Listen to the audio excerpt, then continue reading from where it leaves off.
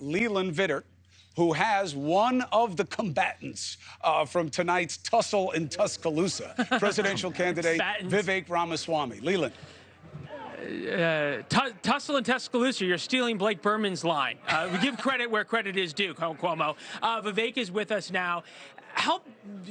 Chris made a great point. This is the final argument, 40 days until Iowa.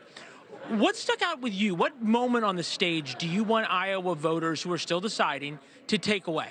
Probably the last one, where I was willing to talk about an issue that nobody else on that stage and in this race has dared to touch. Some of the third rails in American politics, like the climate change agenda. They're building a carbon dioxide capture pipeline across Iowan farmland. This is not some sort of highfalutin national issue, but this is an issue that's affecting everyday farmers. I've met them on the ground. And Leland, this is a bigger part of what I think is going to happen in the Iowa caucus. There is a disconnect. I'm not just talking about you guys or anyone else, but between what's going on in the national media and what's actually going on the ground with activists in Iowa. They care about some of those issues where they need candidates to be able to speak the truth. And so it's what I said at towards the beginning of that debate. If you want someone to speak truth to power, start with somebody who speaks the hard truth to you. That's what I'm doing on the ground. And so many of the people we're seeing at our events and as our supporters are not your traditional GOP primary voters. Yeah, your wife made that point earlier. She was great. It was wonderful to talk to her. She gave us a little bit of a preview of how you were getting on the ground. How you were getting ready for the debate, playing with your 4-year-old. I said I thought that was pretty. He's 3, but he'd be flattered to know that he's 4. Good preparation. Yeah. But this is what I think is interesting. When you and I were together in Iowa, there was an optimism, there was a liveliness and a happiness, an inspirational sort of message that came from you. And I think that was resonating with voters. Voters I talked to in Iowa were saying that. It seems to be that the guy on the stage now is a little bit angrier, is a little bit harsher. Yeah, I will say this. So on the ground in Iowa, I mean, there are many different dimensions to each of us, right, as human beings and as people and as leaders. And I think there's a time and place for everything. And one of the things I've learned is the debate stage is a time where you are unafraid to draw contrasts with the other candidates. That's what that 22-hour window with buzzers at the end of when you speak or not. And I do think it was a well-conducted debate tonight. I have to say that. But I do think that it's still a format that's about drawing contrasts. And that means that you need to show the American people that you are willing to fight for this country. I'm going to sit across the table from Xi Jinping. I'm not going to play with kid gloves. I'm not going to do it with people who we have deep ideological divisions with as well.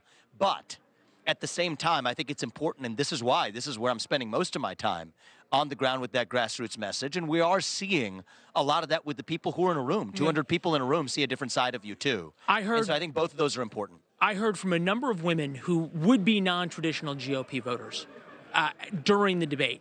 And people who I'd heard from before this debate who really liked you and were interested in you, who thought going after Nikki Haley in the way that you did over and over about her intelligence crossed a line that didn't need to be crossed. I didn't say a word about her intelligence. I said about her knowledge. And I think this is really important, where you have a candidate who has touted her foreign policy credentials, which is really just a cup of coffee stint at the UN before there's no foreign policy, advocating for $100 billion plus investments of the U.S. into wars. You got to know the first basic thing about those wars. And it goes back to history. This is what we saw with the Iraq War. The people who got us into that Iraq War didn't know the first thing about it. I'm going to be really honest with Leland, what I think is going on, because I think this is a tough truth, and it may not be popular, make me popular to say it. I think the media absolutely applies a different standard to Nikki Haley, and she leans into it when she talks about, in her opening campaign video, kicking in heels, in the first debate, talking about the fact that it takes a woman to get the job done. She, on one hand, decries identity politics, yet on the other hand, wears it on her sleeve. And I'm sorry, with the mainstream media, I think it's actually working. Okay, how, though, do you get the momentum back that you had? Because you had it. It doesn't come from attacking other candidates in the teens. Well, I think that what it comes from is delivering with the grassroots base that's coming out to support us in droves. I mean, I think there's a major mismatch between what you would see as the New York Times narrative and just the sheer crowd sizes that we're seeing in Iowa alone, and what people tell us. 50% of them or more have said they've never even gone to an Iowa caucus. Now, it's on us to bring them out, but if we do, it is up to us to deliver a shock in Iowa. And I think that's going to propel us from January 15th forward.